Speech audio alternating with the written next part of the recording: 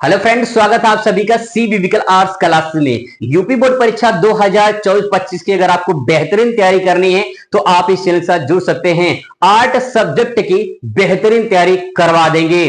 दोस्तों आपको बता दें कि यहाँ पे जो भी आपको तैयारी करवाएंगे वो आपको वीडियो में ही याद करवा देंगे, इस बात की पूरी गारंटी है। समझा देंगे अच्छे से, आपको दोबारा रिवीजन करने की जरूरत नहीं पड़ेगी। आज की इस वीडियो में पहला वीडियो है, तो यहां शुरुआत करेंगे हम लोग भूगोल विषय का। भूगोल विषय का जो फर्स्ट बुक है वो है मानव भूगोल की मूल सिद्धांत। मानव भूगोल की मूल सिद्धांत ये पहला बुक है, और इसके बाद जो है उसका फर्स्ट चैप्टर मानव भूगोल की प्रकृति एवं विशेष क्षेत्र, ये पहला चैप्टर है। इस पहले चैप्टर से आज हम लोग टॉपिक जो कवर करने वाले हैं वो टॉपिक आपके सामने यहां पे लिखा हुआ है।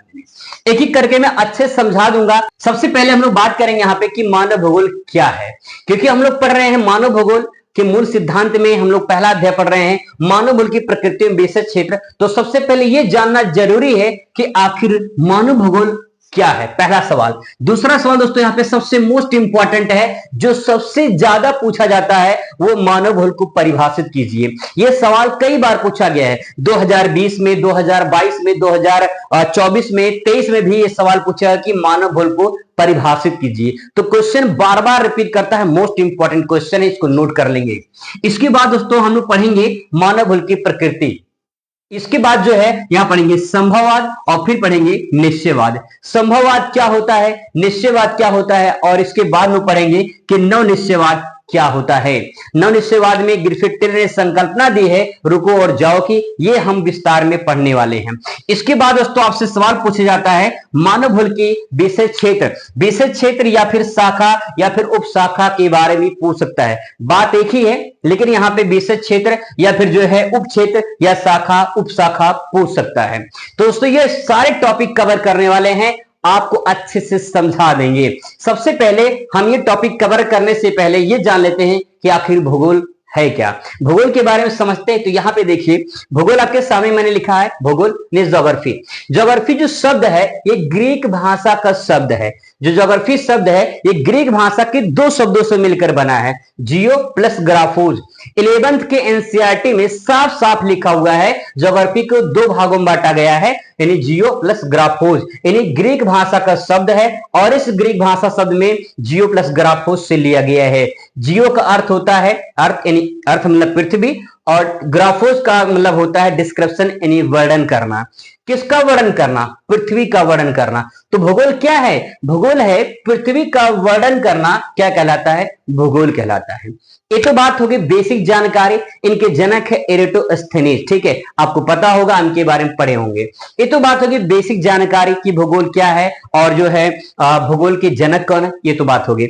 इसके बाद दोस्तों आपसे भी यहाँ पे देखिए आपको बता दें कि भूगोल जो है ये दो भागों में बांटा गया है। एक आपका है मानव भूगोल, ठीक है, एक है आपका मानव भूगोल, और दूसरा आपका है भौतिक भूगोल।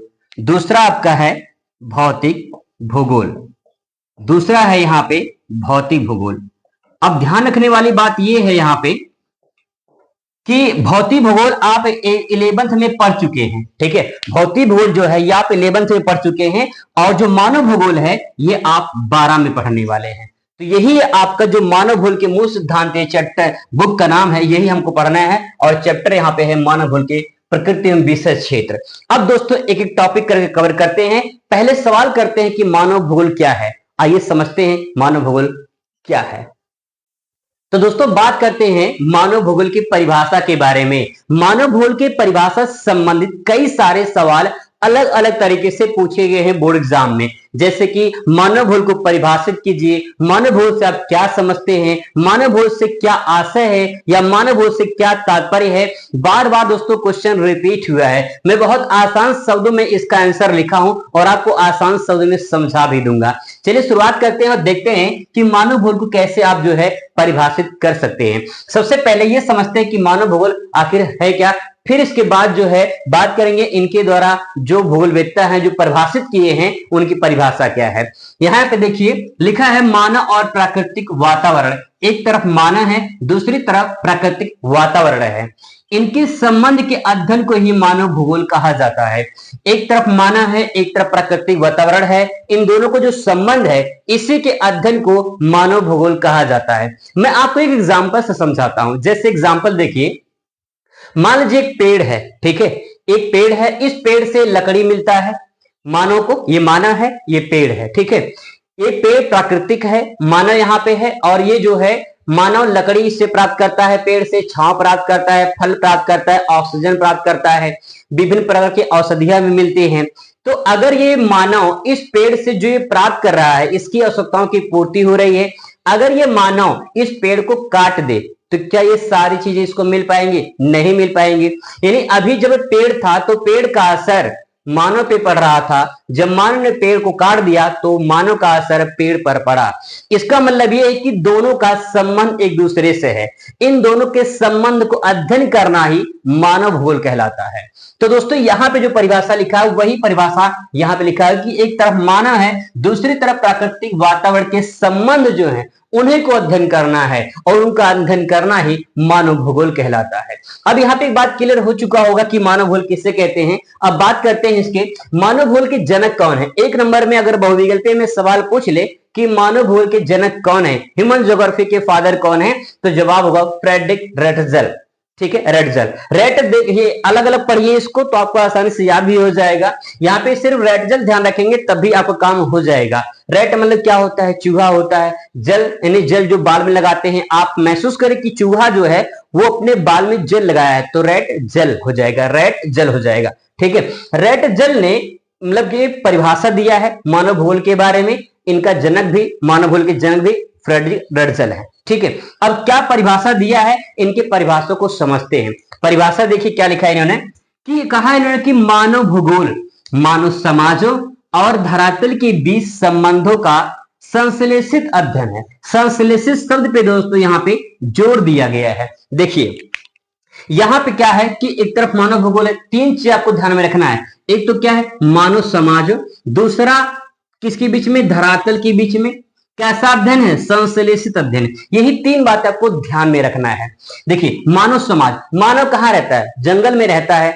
जंगल में रहता है कि पहाड़ों पे रहता है कि समाज में रहता है? समाज में रहता है। मानव कहां रहता है? समाज में रहता है, ठीक है। जब मानव समाज में रहेगा तो कहीं न कहीं धरातल पे ही रहेगा, ठीक है।